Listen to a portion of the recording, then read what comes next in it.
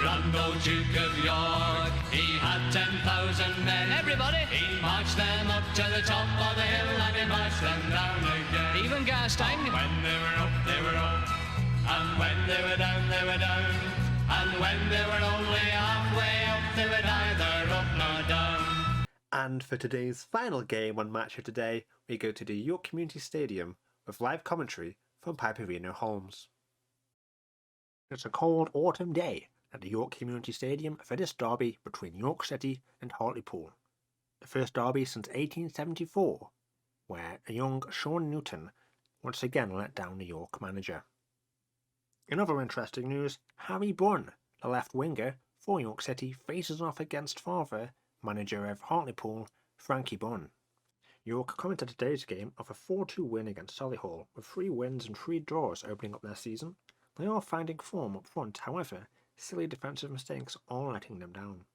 Changing from last game then, Brad Watkins returns in goal, Duckworth comes in at right back, Ogbungbo replaces Ngara in centre defence, Bunn comes back on the left flank, with Dion McGee moving to centre midfield, and Jung and Redshaw continue their fruitful partnership up front.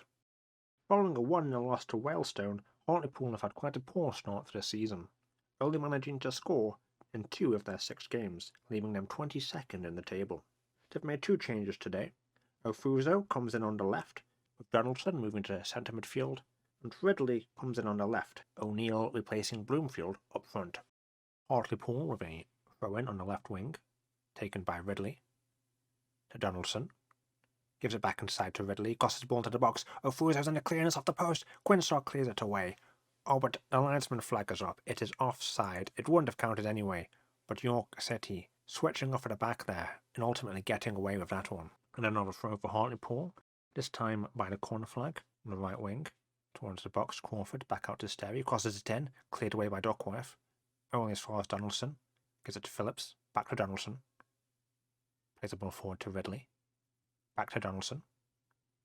Plays a poor ball backwards, but Phillips gets it just in time. He plays a long ball forwards, overhit Watkins, clears it outfield. Redshaw heads it back to Galini on the right wing. He brings it over the halfway line, gives it back to Redshaw. Inside to Jones, long ball forward, Bunn heads it to Young, back to McGee, long ball into Bunn, but it's saved by Young. It looked like he was offside, and he was offside. Free kick to Hartlepool.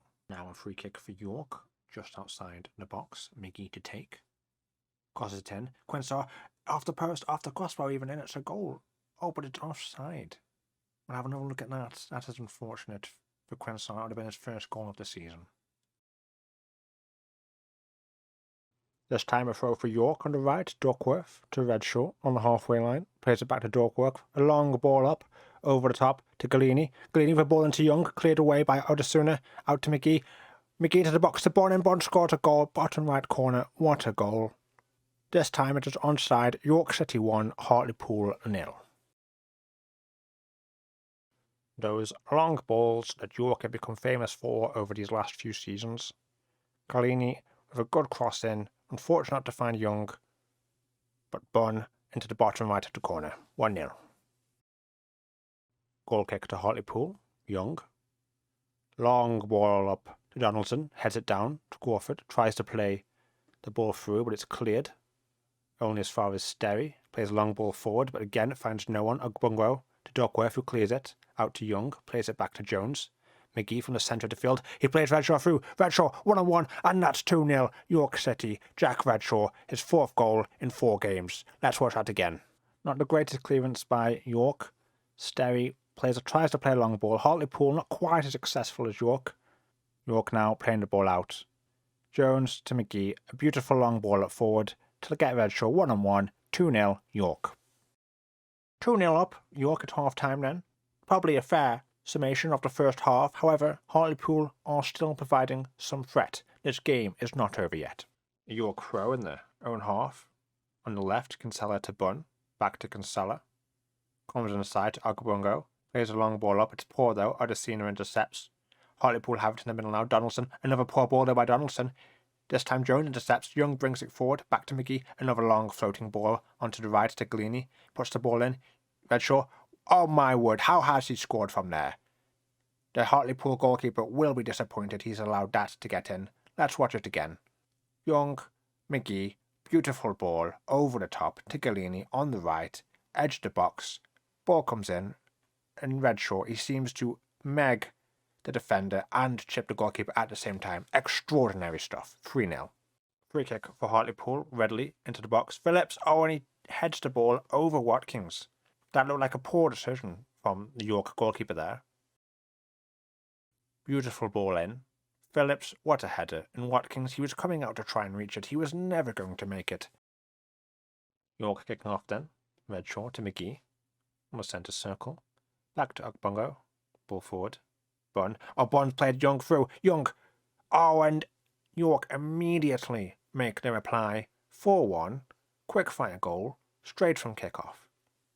Extraordinary stuff. Action-packed beginning to the second half. Kinsella to Bunn. Beautiful ball from Bunn. Young, 1-on-1.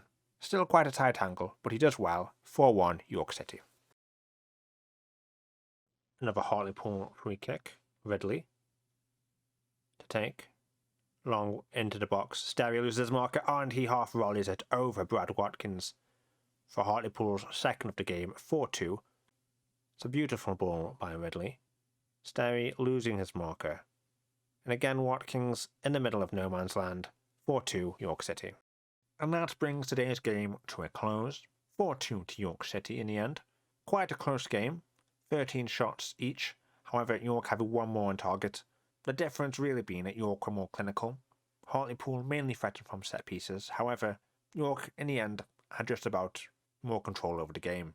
Let's have a look at how that leaves the table. York climb back into third place, 2 points off Barnet and Torquay, and Hartlepool find themselves still in the relegation zone at this early stage of the season, only taking 4 points from 7 games.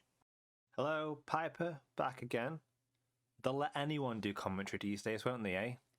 Don't know who he was. Definitely not me. That was interesting. I thought I'd do a bit of an experiment.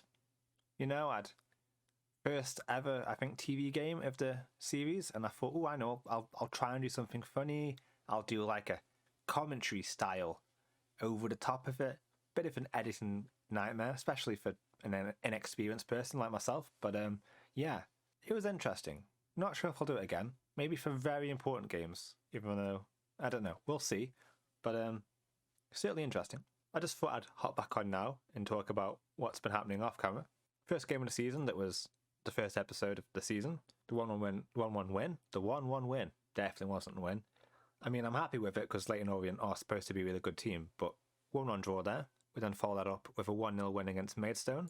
I'll quickly show all these games. Incredibly dominant. Honestly, I was getting quite annoyed.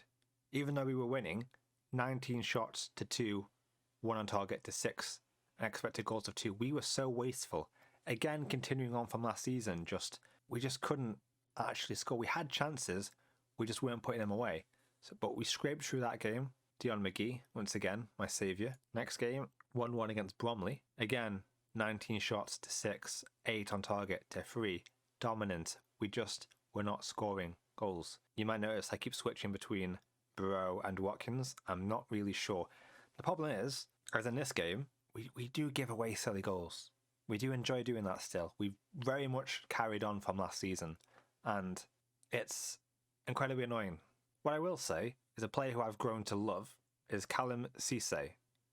Even though he gets a 6.5, there's a few games he's played in, I'll give him a few starts and a few sub-appearances, he keeps getting 6.5s, but I think that's wrong. Because most of our highlights begin with him. He's heavily involved, he's making the pass, he would probably have gotten 7-point-something ratings. The problem is, our strikers, he's putting great balls into the box. He's making these fantastic through balls, but our strikers aren't scoring them. So he should have a lot higher rating. But it's just, I'm going to persist with him, because I think he's a good player, and we do play well when he plays. Obviously here we conceded a dumb goal. I'm not entirely sure yet on my goalkeeper and back line. I keep changing it, which maybe isn't helping. Maybe I need to just commit to someone.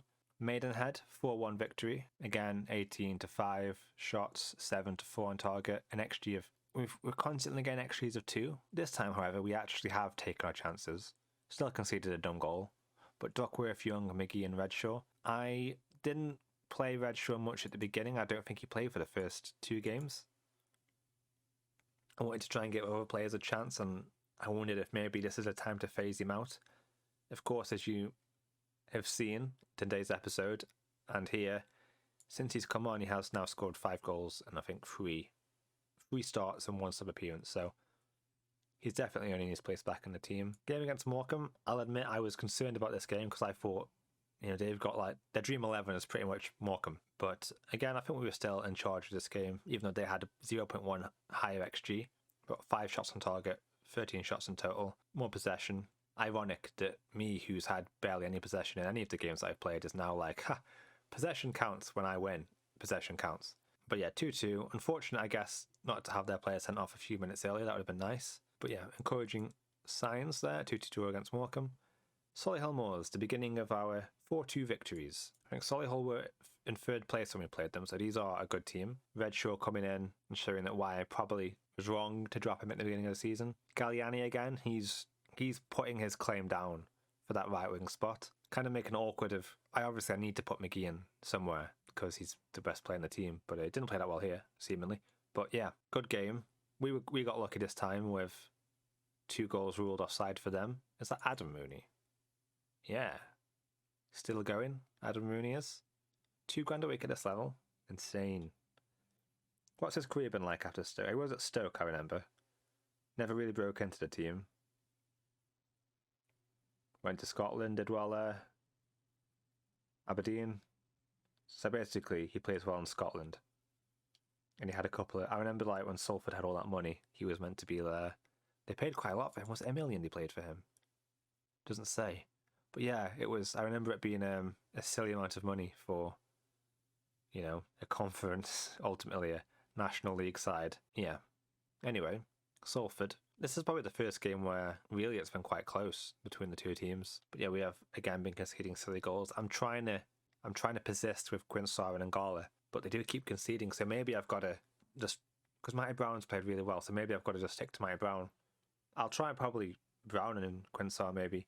I'll look over the stats again, even though we've technically just seen them. Slightly higher XG in the same shots. It's strange how now we're having less shots than we did before, yet we're winning games. So it's like we've become more clinical, but less controlling. So I don't know. Dion McGee as well coming in there. I guess it's a tough choice between playing McGee, who's probably technically better, but maybe defensively slightly worse, or Adebayo, who's technically worse, but defensively better. Probably I'll lose a bit of control in midfield for a bit of extra creativity.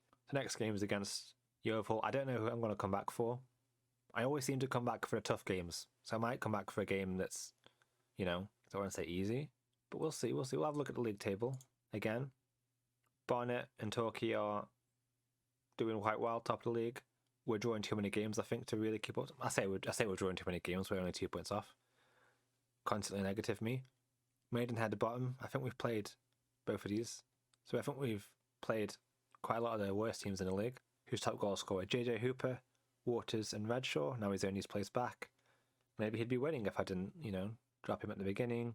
Walker, Bennett, and Jack Munns, most assists. JJ. Let's look at JJ, because he's clearly, seemingly the best striker in the league, and saying that doesn't blow me away, if I'm honest. Guess he's just in really good form. 6 goals, 2 assists, 7.64.